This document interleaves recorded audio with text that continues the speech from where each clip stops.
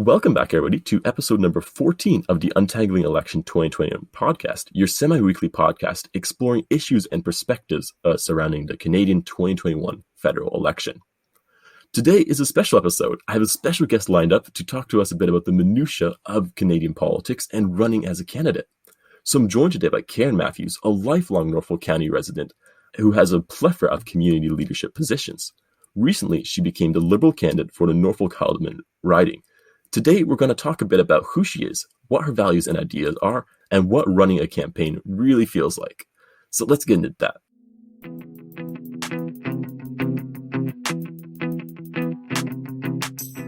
So I want to start off, as always, by talking a bit about who you are, Karen. Do you want to introduce yourself a bit to the kind people listening? Well, first of all, I want to say thank you so much, Simon, for having me on your podcast. Being a woman who is like in her 50s, podcasts are something that's new to me, and I am enjoying listening and learning. They are so educational, and so I'm thrilled to be here today. So thank you very much. Most people know me in Haldimand, Norfolk, because for 12 years I was the manager of the Norfolk County Fair and Horse Show. And that's really important to talk about, my community engagement and involvement and really where it began in Haldimand, Norfolk. Now, if I take a couple of steps back, I was the marketing and volunteer coordinator for Haldimand, Norfolk Reach. And so there are certain things that you learn in your life as you kind of move through different phases. And, when I worked for Haldimand, Norfolk Reach, I learned a lot about our community and children and families in crisis. And, I was really privileged to be raised in a household with a mom and a dad, and my dad owned a store, very community minded. My parents were Kinsman and Connect Club members. My dad refereed hockey. He coached hockey.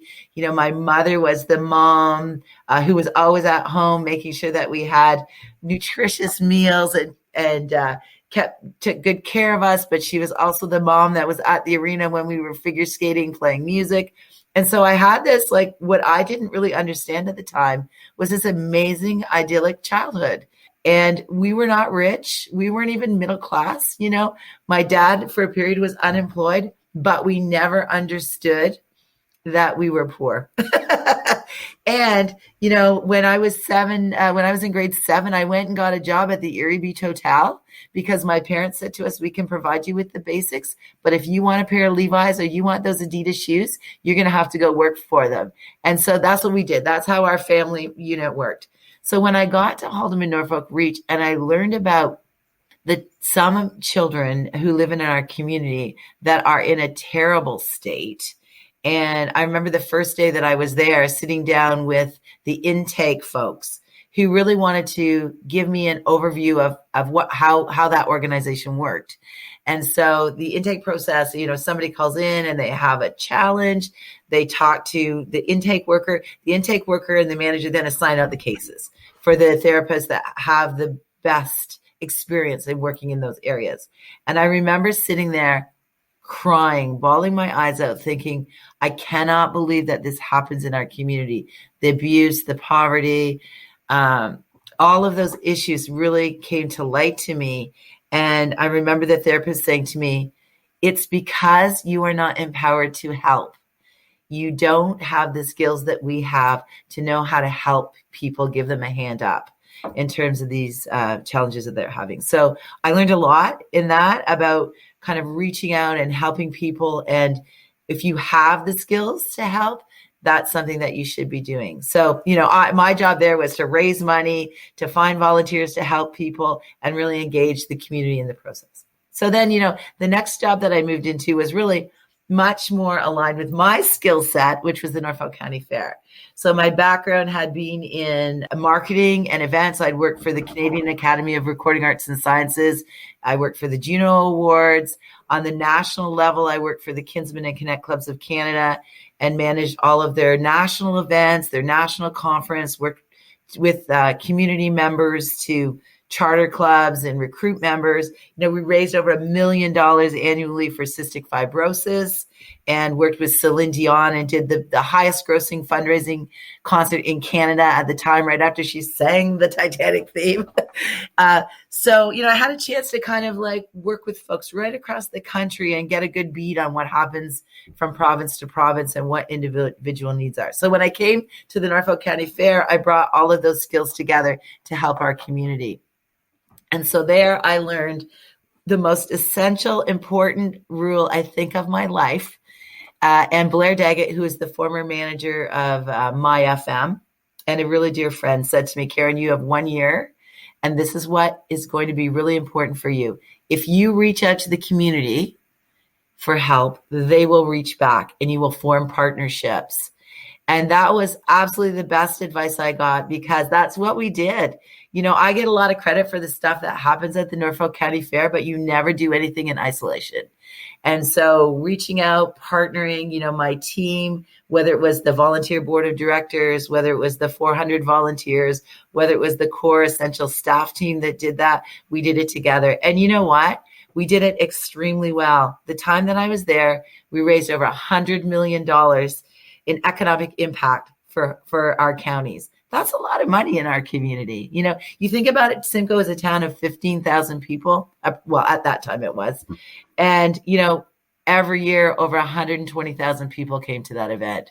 It wasn't just people from Haldimand, Norfolk. It was people from right across the province and the United States, making us the fourth largest event of its kind in the province and the 17th largest in all of Canada. And all that happened in little Norfolk County. And I have to say that I worked really hard to put the messaging out there that event is older than Canada and that we should make it a national heritage event. So, I always have that in my top of mind as I'm writing. I'm like thinking there are some things in our country that we don't celebrate as a heritage event. And so, but to get back to the campaign, get off that bandwagon, I learned a lot about agriculture while I was there. And so, all of those amazing facts that we learn about where our food comes from and the opportunity to teach those to people was really, really important to me. So the Grade 4 Ag Awareness Program is really the heart and soul of the fair.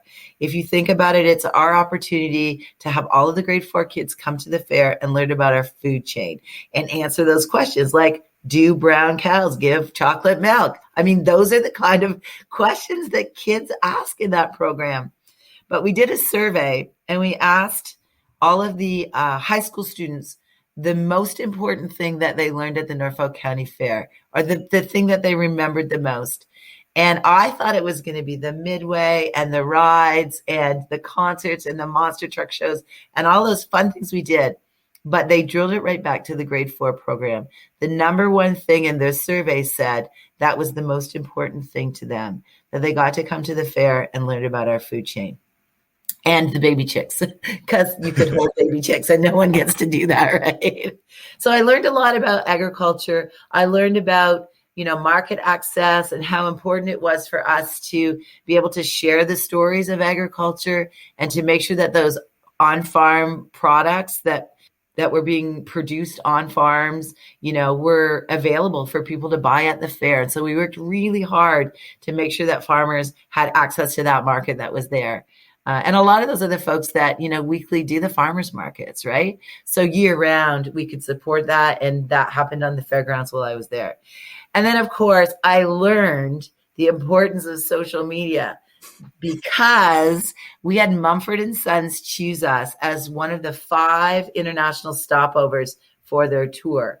And so the day that we announced that, and I mean, that is a whole podcast unto itself to talk about like the background and how that all came together. And it was an amazing community event, and our community pulled together. And we used to talk about, as we were planning, that we were all living in a cone of silence, that you couldn't share this information. The band was coming. No one spoke. I couldn't believe there was not one person that spilled in all of that. But we have an amazing community that can keep a secret when it's such a big surprise. Anyway, I learned on that day when we announced that we were doing this with Live Nation and our community and the band, that we started trending worldwide on Twitter. like that's super cool for, for us to live in a community where like all of the big national news comes out of the big cities. Here we were getting calls from Alaska, from Europe, from all over the States. And, we were trending worldwide, and we were just so excited. It was an incredible day. So that event has so many fun stories and teachings that we learned from that. After we had an amazing stopover event and then an incredible year for the fair, the folks who own Burning Kiln Winery approached me and asked me if I would come and work for them. They had a lot of plans about how they wanted to grow their organization. And, I jokingly say to them that as a fundraiser in our community, you kind of know where you need to go to find sponsorship. And I swear that they were tired of me turning them upside down, shaking all the money out of their pockets for the causes that I worked on, especially for the fair, and said, come and join us.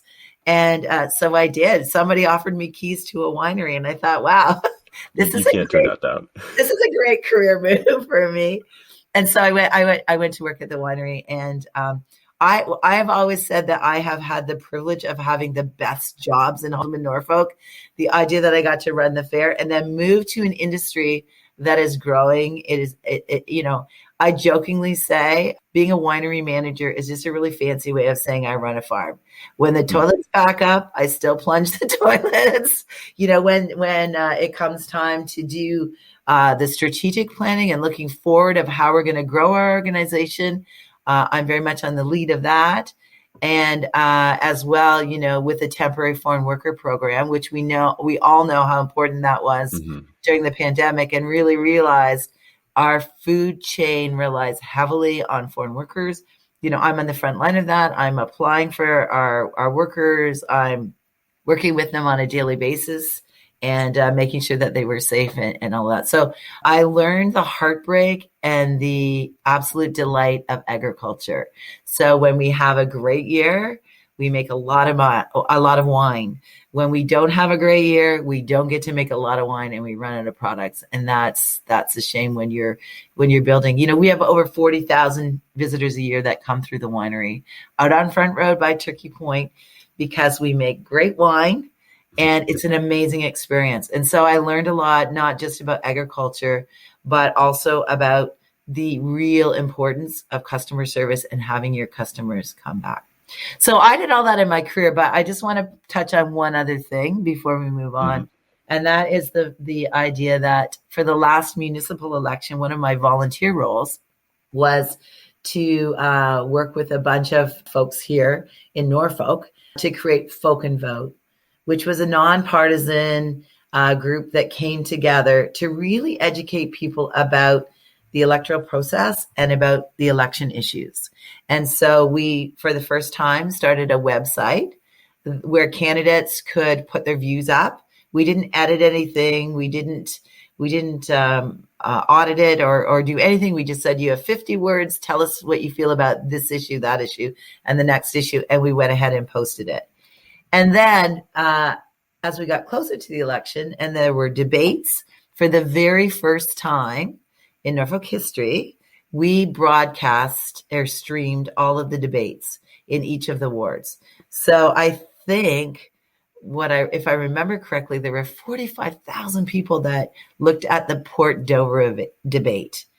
And so, I think that in going into the last election, people had the opportunity to really educate themselves on what the issues were, what people were proposing for solutions.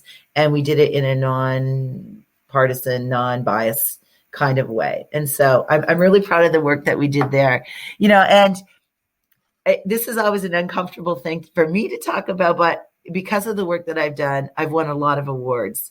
And so, I'm a Rotary Paul Harris Fellow. I was honored by the Canadian Association of Fairs and Exhibitions for outstanding achievement in my role as general manager of the Norfolk County Fair. I was one of 9 women of influence in 2019, which is the first time that MyFM did awards celebrating women in the community and the work that they've done. And, I'm really proud of the fact that Diane Finley, our former Conservative MP, and her husband, the late Senator Doug Finley, presented me with an award from the Queen during the Queen's Diamond Jubilee for all of the work that I've done in our community. So, always for me, that's a little embarrassing to talk about my awards, but it's important for people to understand how engaged I am in Haldimand, Norfolk, and what I bring to the table as a candidate. Yeah, I think that's very important because from all the list of experience you've said, I've come into contact myself personally with a lot of these initiatives myself throughout my time. I mean, I myself went to the Norfolk County Fair when I was in grade 4. I've really appreciated having such a big event, which I can, like a lot of times when you talk to people, they don't know who Norfolk County is, but they know what the fair is, which is kind of funny. So you can kind of connect that way. And even with like Reach, I've had some events with like some family members who've had to work with Reach and stuff like that in the past. So I know the perspectives you gain when you really work with the community at such like a boots on the ground level. And I really appreciate that. That's right. And I am fourth generation from Port Dover. So my history, my personal history is very much enshrined in Haldimand, Norfolk. And so, my story is really interesting. My great grandfather was an optometrist and a lawyer. Now, I don't know what that means, but I'm pretty sure it's an odd situation. His son, my grandfather, was a commercial fisherman on the Great Lakes. And so, he had a boat named after his two sons, my dad and my uncle, called the Bert and Dick, quite an iconic boat for Port Dover, which at the time was the largest freshwater fishing port in the world. So my grandfather was involved in that. But as you come over the bridge into Port Dover, you used to see an old shanty sitting there and a boat called the James B. That was my grandfather's boat. And he was hilarious. He told the best stories about fishing and about rum running and getting stuck in the lake in the ice. And he was interviewed by a professor from Erie, Pennsylvania, who was writing a book about rum running in the lakes. And he interviewed my grandfather. And when I read the book, I knew this was my grandfather's story, but the name was spelt wrong. And so I said to him, "Hey, Grandpa, why did you tell him to spell your name this way?" And he said, he goes, "I didn't want anyone to know it was me." I said, "Oh my gosh, people know it was you." But he also had the distinction of being one of the only people to know how to set a compass on the North Shore. And so he was very well known by fishermen right across, the province to come and get their compasses set by him. And then, of course, my dad had a store. So my dad worked for the bank. And when I started school, he decided that he wanted to, keep us settled in one community. He was born and raised here. He bought a store called the Port Dover Frosted Foods right on Main Street in Port Dover. It was a meat shop and you could rent freezer space called locker space for your frozen foods before we had home freezers. And so, my dad was ahead of his time in that he was like the, I want to call him the Amazon of his time, but I don't mean to be disrespectful in that he wasn't a multinational corporation, but he literally would take orders over the phone. He would go to people's houses, leave them on the counter, put the milk and meat in the fridge, and then leave. And then they would come into the store and pay their bill. So he was like one of the original delivery folks. He had a great idea. It's just he was ahead of his time, I think. So yeah, like our family has many stories about Port Dover, and we all have pride of being Port Doverites. Well, I mean, when you're going through your own personal history, you left out the latest chapter where you're running for election, right? And I kind of wanted to touch base on that. What are the motivations for getting into this election? What are the kind of problems you're seeking to solve with your candidacy? Well, that's really what it comes down to, the heart and soul of why I'm on your podcast today. Before I kind of get into that, I'm going to go back and talk about kind of what motivated me to run. But this is very much on my mind today as I'm thinking about the last year, really, that my journey has lasted a year. And I went to vote on Saturday morning. And for the first time in my life, I put an X beside my name. And I realized at that moment, it was a little bit emotional, and I never really thought about that way. You go into a campaign and you think about, how this is going to move forward, and you think about the strategy and the steps. But it really comes down at that moment to how many people believe in you enough to put an X beside your name, and you realize the weight of the decision you make. So I am extremely proud of the work that our team has done to get us to this point. And I know there's a lot of support out there, and I know there's going to be a lot of X's. So I'm grateful for that. But okay, let me go back. So a year ago, I think it was about a year ago, and this is a funny story. I got a call out of the blue from Diane Finley, and she said to me, Karen, I wanted to let you know that last night I resigned. I told the Writing Association I would not be seeking re-election. And the reason she chose to call and tell me the story is because we have a wine at Burning Kiln Winery, which I didn't really even talk about Burning Kiln very much. But anyway, she said, I cracked open a bottle of your quitting time and I poured it and I cheers the Writing Association. I said, it's quitting time for me. And we had a beautiful conversation around kind of what it meant for her to run and why she was leaving and why she wouldn't be seeking re-election. And it was lovely. And so I hung up the phone and I called my friend Elsie at the Liberal Association. And I said, Elsie, put me in, coach. I have skills. What can I do to help? And so Elsie said, let me get back to you. And, a few days later, she said, can we have lunch? And I'm like, absolutely. So she came, we had a beautiful lunch on the patio, and she said, we want you to run. And I said, hard no. You don't understand. I am not a politician. I have no aspirations to run for politics. I am not going to do this. You can't make me. I'm kicking and screaming, saying, no, no, no, no. So she said to me, and she's very smart, she said, will you take a meeting with a man named Ray One? Now, Ray is a volunteer with the Liberal Party of Canada, and he represents all of the ridings in Ontario Southwest. So there are 23 ridings in our group here. And he asked if I would take a meeting with him. And I'm like, sure, I'll talk to anyone. So about 2 weeks later, actually it was almost a year to the day, a couple of days ago, that we had our first meeting, and he said, we think that you should run. And I'm like, I'm not qualified. Like, I've never wanted to run for anything. I love my job. I love my life. Why would I change it? And he started talking about the role of an MP. And I think that generally, I know I was fairly ignorant about what all the roles and responsibilities are. Like, what really are the nuts and bolts of that job? He talked about, yes, you have an influence in legislation and the law and how we move forward with our country. And if there are issues that come from your area, those are the kind of things that you can bring to the table. That's why you have an MP. You're also a strong local voice for everything that happens here. And you're also elected by the constituents. And it's your responsibility to be the conduit between the constituents and the government. And so it's really important that somebody who has their boots on the ground and has the experience of living and working here is in that role so that you can respond, right? So if you think about it, there are 338 ridings in Canada. Mm-hmm. Each of them is set up for geographical representation so that your voice is the voice that can bring and make it. It's what makes Canada unique, right? We all have a say in our future from our perspectives of where we live.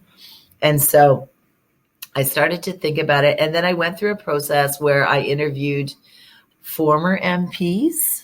I spoke to, Bob Speller, who was our last MP and cabinet minister. I spoke to Dave Levac, who's the former Speaker of the House for the province of Ontario, who's amazing. I spoke to an NDP candidate out of Brant, Mark, who was being nonpartisan and just answering my questions about what the role looks like. Then I was on a conference call with 4 cabinet ministers who really were talking about their experiences and what it meant. And so then that dialogue in my head started to change from why would I do this to why not? Why not me? Why wouldn't I do this? I have the experience. I have the skills that I needed. I've worked in our community. I can be a great advocate. Look at all the work that I've already done together with our community.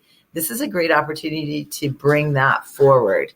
And so, and then in the middle of all that, the Conservatives parachuted a candidate in from Toronto. And I thought, nope, I'm going to run. I am going to be that truly local voice that can go to Ottawa and speak on our behalf. And so that's how my journey began. Like when people say they are struggling about a decision about whether they are going to run or not. And, I've heard many politicians over the years say that. And I think, oh, that's just crap. They already know they're going to run. They're just, I honestly, personally now know what I went through to get to the point where where I could make a decision to move. And I went from a hard no, I'm not a politician, you can't make me do this, to I am going to do this, and I'm going to work harder than anyone else to make sure that our local message is heard in Ottawa and we can be a strong influence. And there are lots of reasons for us to have a strong local voice there. And a lot of the things that I have done in my lifetime are exactly the issues that we're going to face in Ottawa. So that's why in a long way, I'm telling you, that's how I went from a hard no to a heck yes, I'm going to do this. I think that hesitation is important, though, because it shows that you know the gravity of the role that you're being presented, right? You know that it's a real responsibility representing the 60-odd thousand people that live in Norfolk County and being their voice. And I think that hesitation itself just shows that you're thinking it through. You know how big of a role it is, basically, is what I'm trying to say. It's not being appointed manager of a winery. You're appointed manager of 60,000 households, basically. Well, putting my ex on that ballot when I voted, that was the moment when I think it became really real. But, for people who are out there that have never done this before, you have to realize that you are in a very interesting group of people. There are 338 ridings, as I said. So there are 337 other Liberals across Canada, and probably, I don't know, 2,000 candidates total. I don't know the exact number in a country of our size that are doing exactly what I'm doing. It's the weirdest and most unique job interview process that you go through. Think about that. We've made thousands of phone calls. We started back after Christmas. We have a great team. You don't do this alone. You don't do this in isolation. You reach out to the community, like my friend Blair said. They reach back to help you. And so, we've been making phone calls, literally thousands of phone calls, and then when I was double vaxxed and it was safe to do so, we put our masks on, we started knocking on doors. And so you're out there and you're kind of interviewing for the job and but literally going door to door, talking to people about why you're running, listening, really strongly listening about what their issues are and being able to kind of formulate what is really important to us and how you're going to take that forward, and then conveying that message to everyone.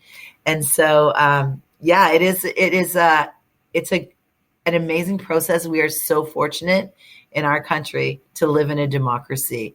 And, I've been knocking on doors. I'm sure you're going to ask me some stories about the road here, but I've been knocking on doors every day. And I say to people, even if they don't agree, they're not a Liberal, they're going to vote another way. I say, isn't that the beautiful thing about a democracy?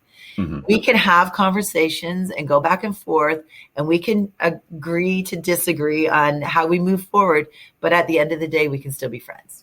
I'll still sit and have a glass of wine with you at the end of the day, even though bad plug for the winery there. But, at the end of the day, we can still be friends, right? And so that's a beautiful thing. There are countries in the world where this doesn't happen. We need to protect that. We need to protect that for Canada. I know we're running a little low on time, but okay. What I did want to touch upon is kind of your experiences campaigning in COVID, because I'm pretty sure this is your first time campaigning overall. So I don't know if you can compare it the best to campaigning in non-COVID times, but how has the COVID-19 pandemic kind of affected the campaign process you've gone through, and how has it really shaped, I guess, the narratives you've formed from this election? Well, as you know, we are we are entering a fourth wave of COVID. And so, the number one priority has been to keep everyone safe.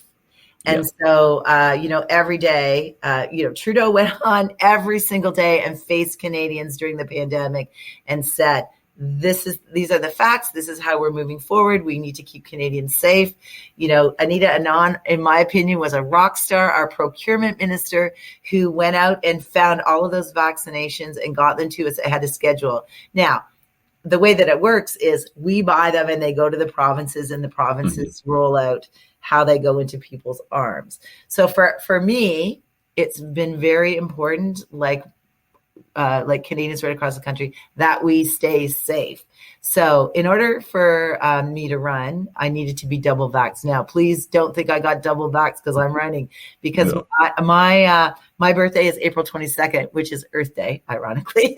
But on April the 20th, I got a call from my doctor, and I wasn't old enough yet to get the vaccine. And he said, at the end of today, we are going to have some extra vaccines.